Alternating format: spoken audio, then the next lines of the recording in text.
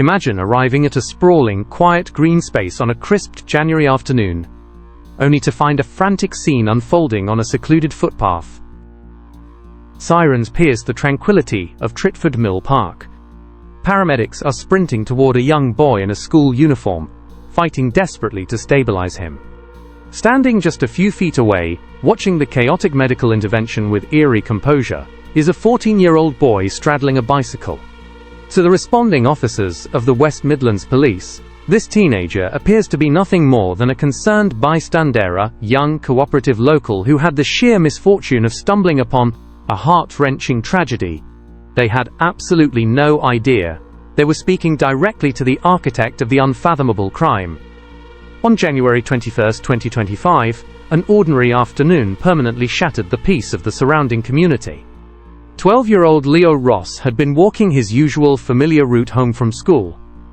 He was an unsuspecting child, simply looking forward to meeting a friend. Instead, his journey was violently interrupted, in a sudden, unprovoked fatal act that left him gravely injured on the cold pavement. A passerby, alerted to the unfolding crisis, immediately dialed 999, bringing a swift emergency response to the usually quiet stream side trail. As medical personnel worked frantically to secure the young victim's vital signs, police officers began taping off the area and interviewing anyone who might have seen a suspect flee. This is where police body camera footage captured a truly chilling interaction. A seemingly mild-mannered teenager, later identified as Kian Moulton, casually detailed his supposed discovery of the injured boy.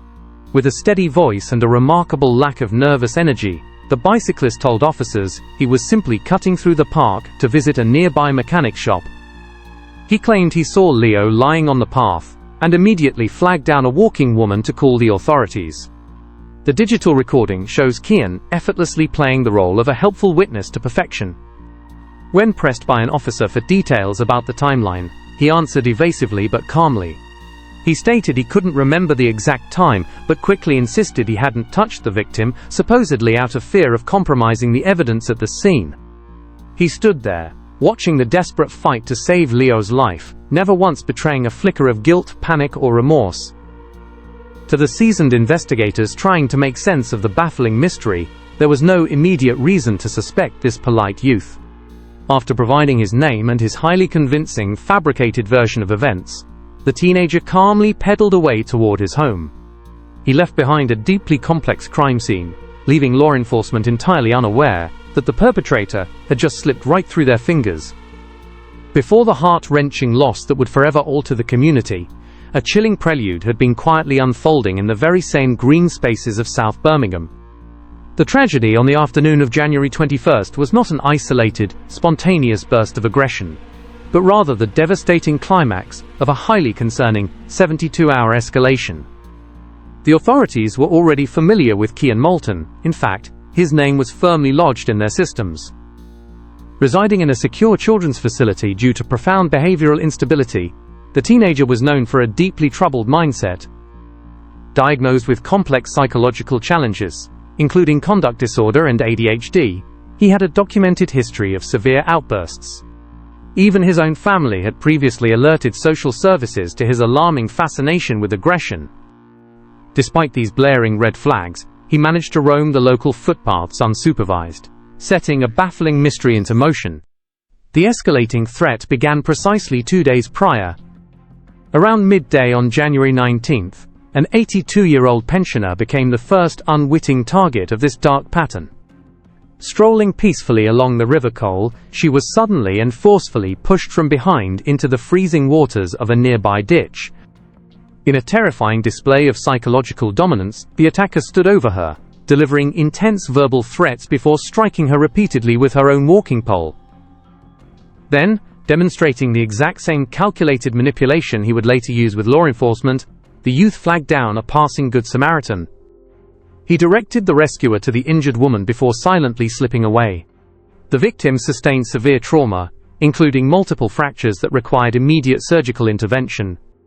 Just 24 hours later, the invisible danger in the park intensified.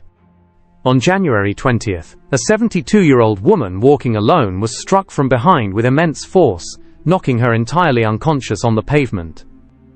As the assailant fled the area, he left behind a bizarre, muttered apology to the vulnerable passerby. The physical toll on this second victim was profound, resulting in emergency surgical procedures and a lingering psychological anxiety that left her terrified to step outside her own home. Incredibly, the danger did not pause there. On the very morning of January 21st, yet another older woman experienced a severe, unprovoked assault in the exact same vicinity, bringing the staggering total to 3 separate attacks in 3 consecutive days. The teenager was systematically circling the trails of Tritford Mill Park, testing boundaries and searching for vulnerabilities. He was essentially hunting in plain sight, laying the groundwork for the fateful moment when a completely unsuspecting 12-year-old boy would unfortunately cross his path. Leo Ross was the absolute center of a loving community. A first-year secondary student at Christchurch Church of England Academy, the 12-year-old was navigating the vibrant, entirely ordinary life of a pre-teen. Though he resided in foster care with the Western family who considered him an irreplaceable, beloved presence in their home, his biological parents, Rachel and Christopher, remained deeply devoted to his upbringing. Surrounded by siblings and an extended network of relatives who adored him, Leo's world was defined by warmth, routine, and the simple joys of youth. January 21st began like any other. I was probably here around about 3. Okay. Yeah. I was, because I just come out every now and then ride my bike. I was riding because there's a, the mechanic shop up there. Okay. I was going to come through here because that leads that way, that is. But I seen him, and then I seen this woman, she was walking out, so I told her to call you guys. Yeah, so I told her to call you guys. Then I went to get some help from different people, and that's all I know about it. He was laid there like that when I got here, and that's all I know about it. So you've not seen anyone near him, or you've seen him land? Okay. Okay. Can I just take your name? So just to confirm, you've been riding along here around 3ish. Yeah. Was it 3 bang on, or was it after 3? Because it's now. Can't really remember, but it was around the 3. Near to 4. You've then seen the lady. Okay. No, I've seen him, and then as I was looking at her, I didn't touch him because that could put me in the case. Okay. But I was seeing her, she was walking there. Yeah. So then, yes, so I came and told her to call the police, and then I went and got him, and then him. Okay.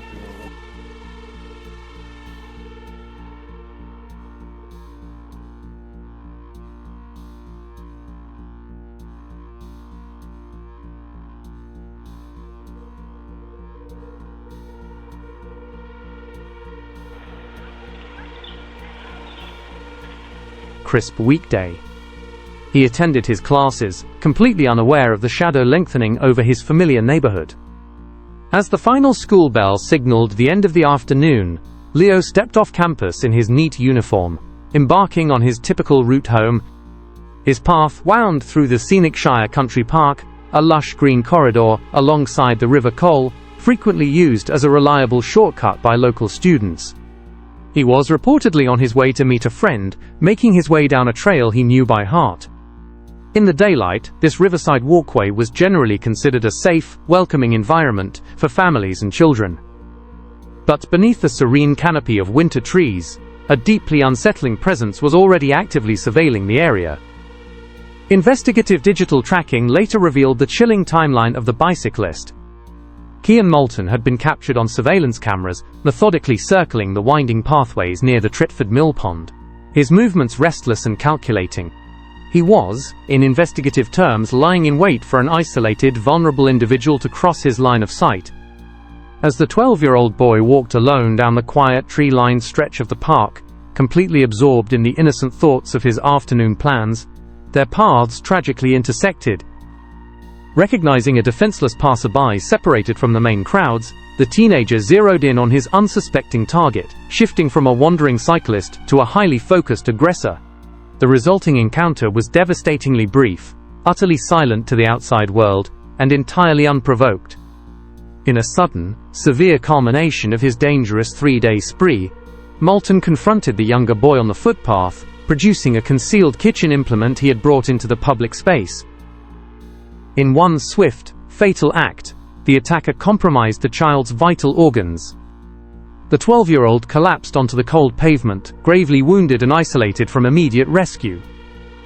The heart-wrenching event transpired so rapidly in the secluded clearing that absolutely no passing pedestrians witnessed the initial confrontation. as the deeply troubled teenager hastily discarded the crucial physical evidence in the nearby riverside foliage, preparing to orchestrate his deceptive role as a concerned bystander. The frantic, desperately narrow window to save a young boy's life had officially opened. As the ambulance raced toward Birmingham Children's Hospital, a dedicated medical team executed relentless life-saving measures. Every conceivable effort was made in emergency surgery to reverse the catastrophic internal damage inflicted during the sudden encounter in the park. Tragically, despite the profound dedication of the surgeons, the 12-year-old boy could not be saved. At 7:30 p.m. that evening, Leo Ross formally succumbed to the severe trauma, transforming a frantic medical rescue operation into a highly urgent, full-scale investigative inquiry. With a baffling mystery now on their hands, law enforcement immediately pivoted from the physical perimeter of the incident to the digital realm. Detectives initiated a painstaking, frame-by-frame analysis of hundreds of hours of surveillance footage captured from the surrounding Yardley Wood neighborhood. This meticulous review of the local electronic footprint quickly yielded a monumental breakthrough. CCTV cameras had explicitly documented the movements of a lone youth on a bicycle, prowling the pathways of Tritford Mill Park in the moments preceding the tragic event, and subsequently fleeing the secluded area with remarkable haste. The digital breadcrumbs provided a highly accurate timeline that investigators then intricately cross-referenced with the initial accounts taken at the scene. When detectives reviewed the bodycam footage from the first responding officers, a deeply chilling realization washed over the precinct. The unidentified bicyclist captured on the surveillance network perfectly matched the physical description of the mild-mannered teenager who had calmly provided a helpful witness statement, just feet from where the young victim lay. The polite boy who had feigned profound concern and expertly directed the police was no innocent bystander. He was the primary suspect who had successfully hidden in plain sight. Because the teenager had freely provided his name and general details during his incredibly composed, deceptive interaction with law enforcement, tracing his exact whereabouts took mere hours. The electronic and testimonial evidence formed an undeniable vector, pointing directly to a secure youth facility, located just minutes from the river. Late that very night, on January 21st, the authorities mobilized in force. They descended upon the residential unit, locating Kian Moulton and immediately taking the 14-year-old into custody on suspicion of being responsible for the fatal act. Once securely transported to the interrogation room, the previously talkative and helpful youth suddenly adopted a drastically different demeanor. Confronted by seasoned detectives seeking a logical motive for the unfathomable event, the teenager completely withdrew his cooperation. He sat in obstinate silence, answering no comment to every formal inquiry regarding his timeline that afternoon. However, the investigative team no longer needed his vocal cooperation to build their timeline. An insurmountable mountain of forensic truth was already rapidly assembling in the background. While Kian Moulton sat in obstinate silence, the investigative machinery rapidly dismantled his carefully constructed facade. Forensic analysts processing the discarded blade, expertly retrieved from the riverside foliage, confirmed it was the exact implement used in the tragic incident. Crucially, the handle yielded undeniable traces of Kian's genetic material existing right alongside the victim's DNA. When law enforcement executed a thorough, immediate search of the teenager's bedroom at the secure facility, the physical evidence became entirely overwhelming. Detectives located articles of clothing carrying the 12-year-old's DNA. Even more damning was a handwritten note discovered among Kian's personal belongings, a deeply chilling, completely voluntary confession penned in the brief window following the fatal act. In this undeniable letter, the youth explicitly acknowledged his actions, permanently cementing his culpability. Confronted with this ironclad digital and forensic trail, the teenager ultimately abandoned his deception, admitting to the deeply concerning string of assaults against the 3 elderly women in the days leading up to the tragedy. Initially scheduled for a comprehensive trial in early 2026, the legal trajectory shifted abruptly. Just days before the proceedings were set to commence at Birmingham Crown Court, the now 15-year-old entered a guilty plea, legally accepting absolute responsibility for taking Leo Ross' life and possessing a prohibited item in a public space. During the highly emotional sentencing hearing, the profound psychological complexities of the young perpetrator were laid bare before the judge. Defense barristers painted a grim portrait of a deeply disturbed individual navigating severe mental health challenges, citing childhood diagnoses of extreme conduct disorder and ADHD. They detailed a tragic history marked by erratic behavioral episodes, a profound emotional disconnect, and highly concerning auditory hallucinations. Even while safely remanded in custody awaiting trial, Kian had continued to exhibit intense instability, engaging in self-destructive acts and further institutional altercations, entirely underscoring the absolute necessity for his long-term removal from society. Despite the intense mitigation efforts attempting to contextualize his psychological state, the extreme gravity of the calculated, unprovoked tragedy demanded a severe judicial response.